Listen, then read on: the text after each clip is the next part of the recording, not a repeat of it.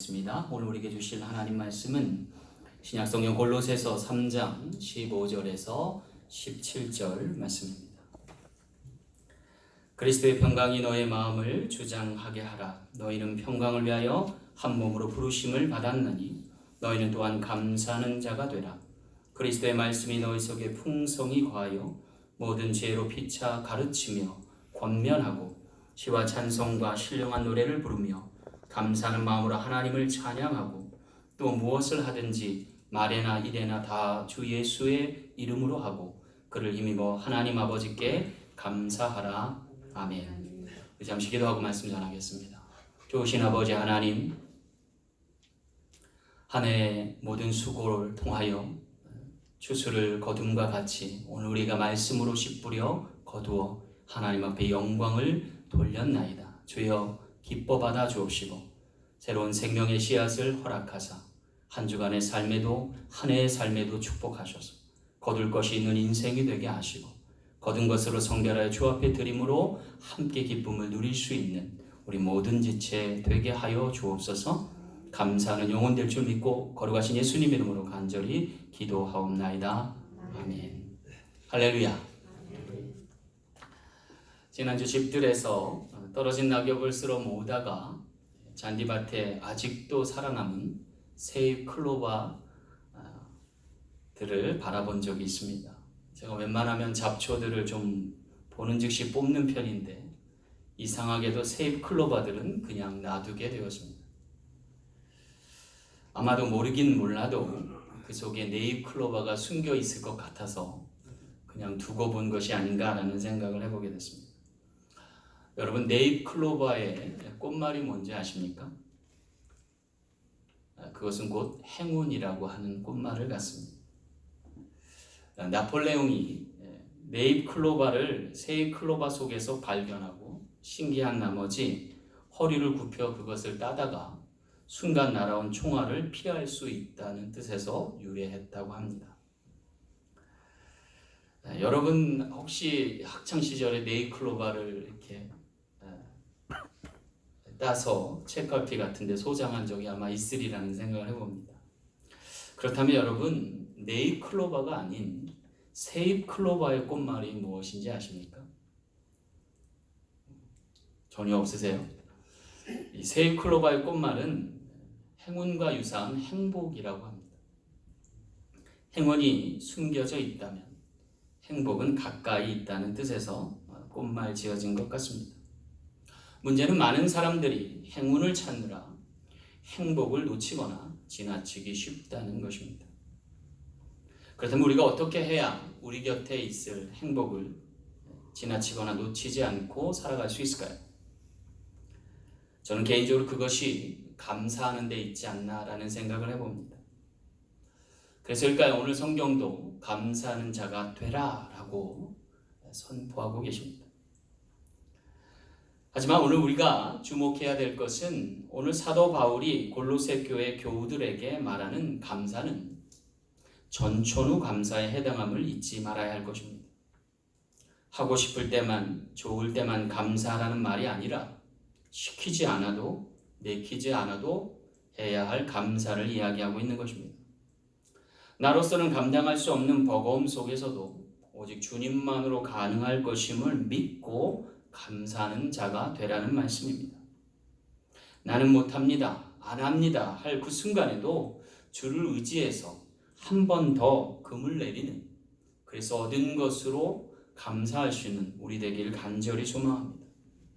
놀라운 것은요, 지금 사도 바울이 옥중에 갇혀 있는 신분임에도 그가 감사할 제목을 찾고 그에게 주어진 양떼들에게 감사하는 자가 될 것을 권면하고 있다는 것입니다. 지난 1년간 우리 사랑 장로교회도 숱한 난제와 어려움 가운데 처해 있었습니다. 돌이켜보면 불평하고 원망할 일이 참 많았음에도 불구하고 많은 성도님들께서 감사하는 한 해였던 것 같습니다. 특별히 저에게도 전천후 감사가 무엇이며 왜 필요한지를 그 어느 때보다 절실히 깨닫는 순간들이었습니다. 놀랍게도 하나님은 우리의 작은 신음에도 응답하셨고 기도 제목 하나하나에도 해답을 주셨습니다. 그리고 그것에 은혜를 더하사 오늘 우리에게 복을 더하심을 믿게 하셨습니다. 이제 우리도 사도 바울처럼 그리고 골로새 교인들처럼 우리 많은 지체와 교우와 친구와 친지들에게 주의 사랑하는 복음을 전할 수 있는 축복의 통로 되시는 우리 모두 되길 간절히 소망합니다. 자, 그렇다면 우리가 주 안에서 무엇으로 감사하는 자가 되어야 할까요? 오늘 말씀을 통해 몇 가지 은혜 나누기 원합니다. 첫째는요, 그리스도의 평강으로 감사하라 하십니다. 오늘 15절 말씀 함께 보겠습니다. 그리스도의 평강이 너의 마음을 주장하게 하라. 평강을 위하여 너희가 한 몸으로 부르심을 받았으니 또한 너희는 감사하는 자가 되라 그랬어요. 여기 사도 바울은요, 감사하는 자가 되기 위해서 필히 그리스도의 평강이 우리 마음을 주장하게 하라 권면하고 있어요. 여러분, 그리스도의 평강이 무엇이에요? 사도 바울은요, 서신서를 쓸 때마다 인사말에 강조하여 이르는 것이 있어요. 그것은 바로 그리스도의 평강입니다. 그래서 매 서신서들마다 그리스도의 은혜와 평강이 너에게 있을지어다 라고 인사하고 시작합니다. 이는 부활하신 예수께서 제자들을 방문하셨을 때 동일하게 쓰셨던 표현과 맥을 같이 합니다. 너희에게 평강이 있느냐? 평강하라 라고 하심과 같다는 것입니다. 주목할 것은요, 이 평강을 위하여 우리가 한 몸으로 부르심을 받았다는 것이고 그러함으로 감사하는 자가 되라는 것입니다. 그렇다면 왜 그리스도의 평강이 우리 마음을 주장하여 감사해야 하는 걸까요? 만약 그리스도의 평강이 오늘 우리에게 남아있지 않다면 오늘 우리가 감사의 제목을 놓칠 수 있었습니다. 여러분, 어쩌면 우리는 감사는 아무리 강조해도 지나치지 않을 권면임을 항상 잊지 말아야 할 것입니다. 어느 때나 어느 곳에서 언제든지 감사할 수 있는 우리 모두에게 간절히 소망합니다. 우리 옆뒤 잡은 한번 인사 나눠볼까요? 감사하는 자가 됩시다. 세계에서 가장 많이 감사하는 국민이 있습니다. 그것은 바로 미국 사람들입니다. 미국 사람들이 가장 흔히 쓰는 말이 뭐죠? 땡큐입니다. 땡큐. 말끝마다 땡큐 땡큐 하는 거죠. 이 땡큐의 유래, 감사의 유래를 보면 추수감사절과 맥을 같이 하는데요. 유럽에서 청교도들이 신앙의 자유를 찾아 메이플라워를 타고 미국에 도착하였답니다. 절반 이상이 병들어 죽었고 그리고 먹을 것이 없었는데 인디언들의 도움을 받고 씨앗을 받아서 농사를 짓기 시작했답니다. 그런데 해마다 농사를 짓는데 작황이 좋지 않아서 흉년이 임할 때가 많았답니다. 그래서 그렇게 오랫동안 기근과 굶주림에 싸워야 했답니다.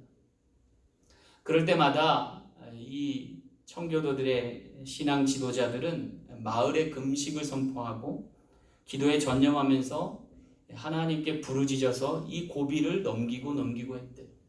우리나라도 보면 예전에 보릿고개가 있어서 그때 많은 사람들이 굶어 죽었다 하잖아요. 그들이 금식하며 기도하기를 하나님 도우소서, 이 상황을 극복해 하소서, 그렇게 간청하고 간구하며 부르짖으며 많은 시간들을 보냈다고 합니다. 오늘 우리의 초기 이민 생활도 보면 절박할 때가 많았잖아요. 이젠 여기서 줄여 죽는구나 할 순간도 많았지 않습니까? 그런데 초기 이민자들이었던 청교도들은 정말로 많은 어려움이 있었단 말이에요. 근데 하루는 흉년이 들어도 너무 흉년이 들었답니다. 아마도 이 위기는 쉽사리 지날 수 없을 것 같아서 마을의 지도자들이 다시 한번 모여서 회의를 하고 기도를 하게 됐답니다. 그런데 얼마나 금식 기간을 정해야 할지 난감하더래요. 왜냐하면 너무나 작황이 안 좋아서 흉년이 깊었기 때문이랍니다. 그럴 때 모두가 고심하면서 금식의 날을 정하고 있는데 한 농부가 갑자기 일어나서 발언하기를 우리가 매해 흉년이 들 때마다 금식하며 기도하며 위기를 벗어났는데 올해는 우리가 금식하는 대신에요 감사를 드리면 어떨까요? 라고 건의를 한 것이죠. 우리가 지금까지 금식하면서 하나님께 도와주시기만을 바랬지, 우리를 생명을 연장케 하시고 구원하신 하나님에 대한 감사를 놓친 것 같습니다 라고 건의를 했던 거죠.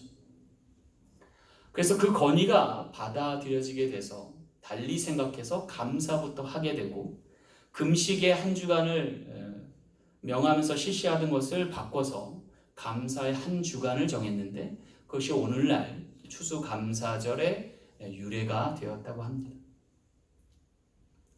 그러면서 그들이 어떠한 감사를 찾았냐면, 식량이 풍족치 않고 여건이 유럽보다 편치 않지만 신앙의 자유, 정치적인 자유있음에 감사했다고 합니다.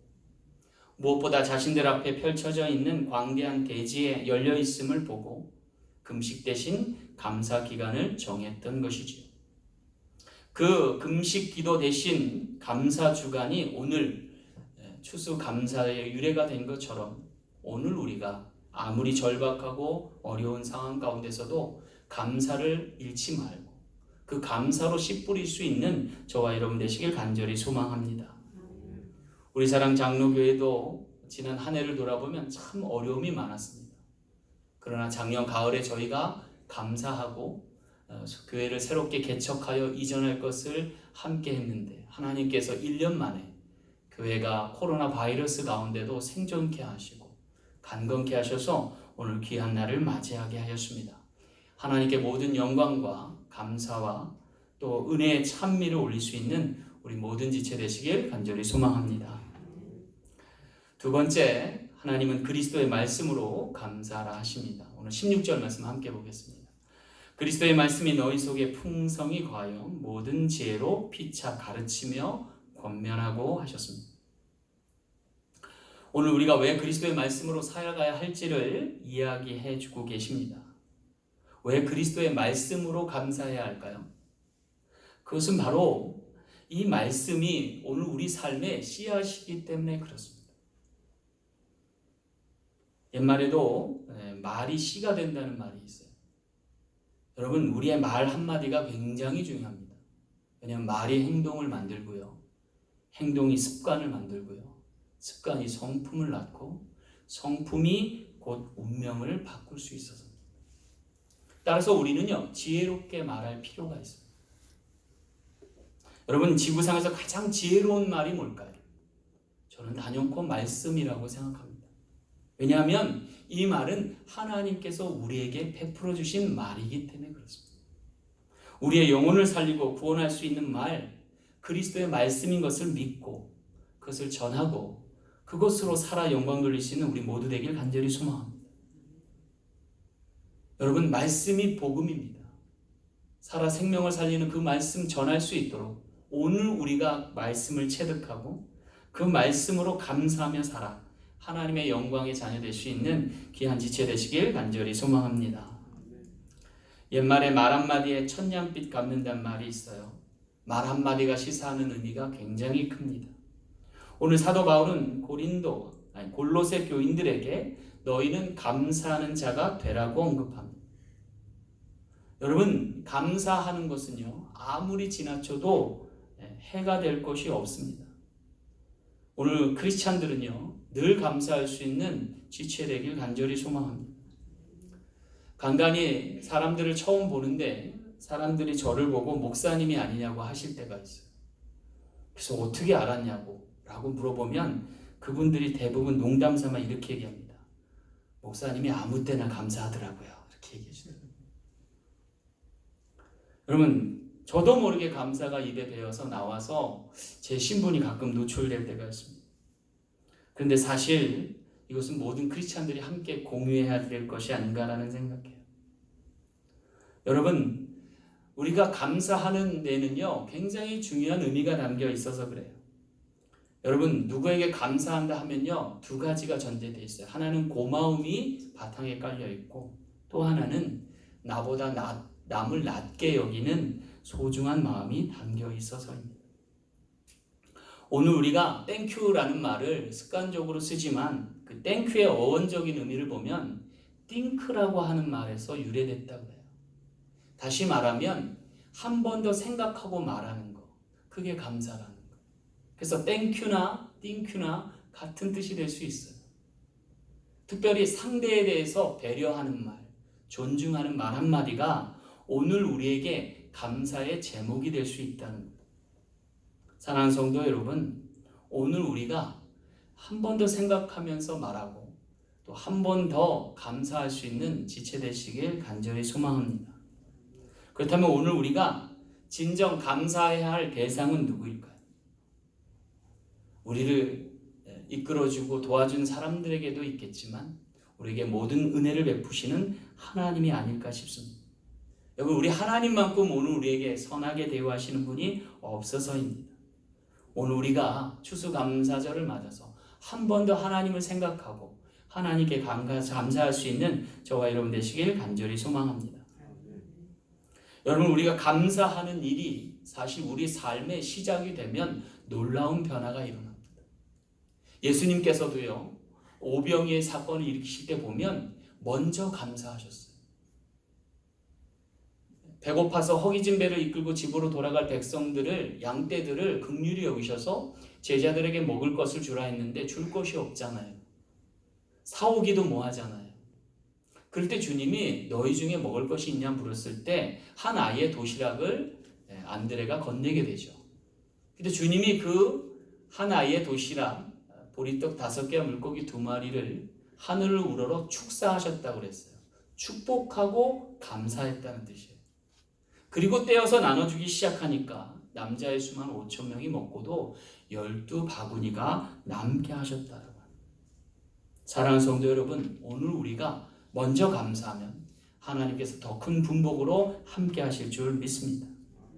그래서 오늘 사도 바울은 골로새 교인들에게 감사하는 자가 되라 했습니다. 어려운 처지와 형편에 있지만 감사를 잃지 않고 찾으면 놀랍게 축복하실 하나님을 믿어서인 거죠. 오늘 이 한 해가 가기 전에 하나님께 감사할 제목을 찾고 또 그것을 통해서 삶을 새롭게 시작할 수 있는 저와 여러분 되셔서 우리 모두 축복의 주인공 되시는 우리 사랑 장로교의 모든 지체 되시길 간절히 축원합니다. 마지막 3번째, 하나님은 그리스도의 이름으로 감사를 하십니다. 오늘 17절 말씀 함께 보겠습니다.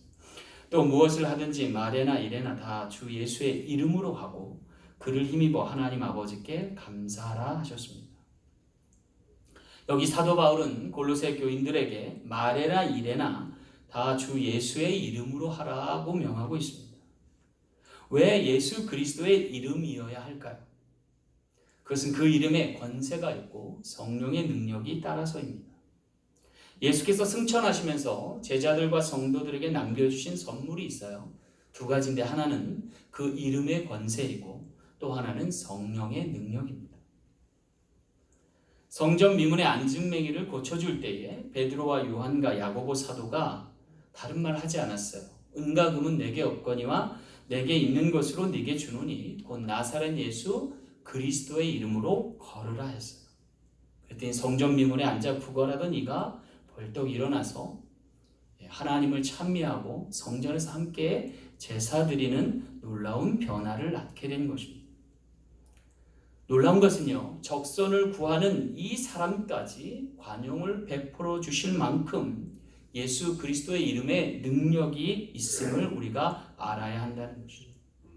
예수 그리스도의 이름의 권세와 능력을 통해서 우리 삶의 곳곳에 변화되는 저와 여러분 되시길 간절히 소망합니다. 여러분, 우리가 미국에서 자녀를 낳으면 성경의 이름을 붙여줍니다. 예수 그리스도의 은혜와 가까이 하기 위해서입니다. 그 이름의 권세를 따라서 우리 모두를 크리스천으로 명명하셨습니다. 오늘 우리가 살아갈 이유가 여기에 있음을 깨닫게 됩니다. 바로 예수 그리스도의 이름을 따라 사는 삶을 살 때에 오늘 우리 가운데 놀라운 능력이 나타나게 된다는 것입니다. 여러분, 오늘 우리가 예수 그리스도의 이름을 공유하는 것이 무엇을 의미합니까? 그것은 예수님과 한 패밀리로 엮어지는 것을 의미해요. 그리고 그 패밀리로서의 삶을 살아가며 하나님 복 주심을 약속하는 것입니다. 예수 그리스도의 이름의 권세가 언제 일어날까요? 그것은 우리가 예수님과 같은 이름을 공유할 때입니다. 크리스찬으로서 예수 그리스도 안에 속하여 사는 삶으로 우리 인생을 풀어낼 때인 것입니다. 따라서 오늘 우리가 주를 영접하며 주와 함께 더불어 살아가 축복의 그루터기에 거할 수 있는 모든 지체 되시길 간절히 소망합니다. 그래서 오늘 사도 바울은 뭐라고 그래요? 무엇을 하든지 말에나 일에나 다 주 예수의 이름으로 하고 라고 했어요. 사랑하는 성도 여러분, 예수 그리스도의 이름이 오늘 우리 가운데 나타나며 그의 능력이 삶 가운데 접목되어서 귀한 결실 얻는 저와 여러분 되시길 간절히 축원합니다. 여러분, 오늘 우리가 기억해야 돼요. 오늘 우리가 은혜 받은 자요 감사하는 자로 산다는 것은 예수 그리스도의 형상을 나타낸다는 것입니다. 내 이름을 드러내는 것이 아니라 그리스도의 이름을 나타낸다는 것입니다. 그것을 통해서 그리스도의 형상 될 수 있는 우리 모두 되시길 간절히 소망합니다. 오늘 우리가 그 이름의 능력으로 살아 풍성한 의의 결심 맺는 이번 추수감사절 되길 간절히 축원합니다. 말씀을 맺겠습니다. 감옥과 수도원의 생활이 별로 차이가 없어 보입니다. 감옥이나 수도원이나 불평할 거리가 많고 부족한 것이 많아서입니다. 거친 식사와 험한 잠자리, 환경은 비슷할 것 같은데 감옥에서는 대개 불평이 가득하고 수도원에서는 감사로 하나가 이루어진다고 합니다. 왜 이러한 차이가 나타날까요? 바로 예수님이 계신 곳과 그렇지 못한 곳의 차이가 아닐까 싶습니다. 오늘 우리 사랑 장로교회 주님 함께 계심을 믿습니다. 따라서 우리가 감사로 생을 연명하며 이번 코로나 바이러스도 믿음으로 극복하여서 하나님께 영광 돌릴 수 있는 모든 지체 되시길 간절히 소망합니다. 기도하겠습니다. 참 좋으신 아버지 하나님 감사합니다. 어려운 때에 감사를 잃지 않고 감사하는 자가 되어서 하나님의 영광에 참여하게 하시고 하나님 기뻐하지 할 축복의 나날들이 되게 하여 주옵소서. 하루속히 코로나 바이러스를 종식해 도와주옵시고 되찾은 일상과 평상에서 감사하며 삶을 살아가는 저희 모든 지체가 되게 하여 주옵소서. 감사드리며 거룩하신 예수님 이름으로 간절히 축복하며 기도하옵나이다. 아멘.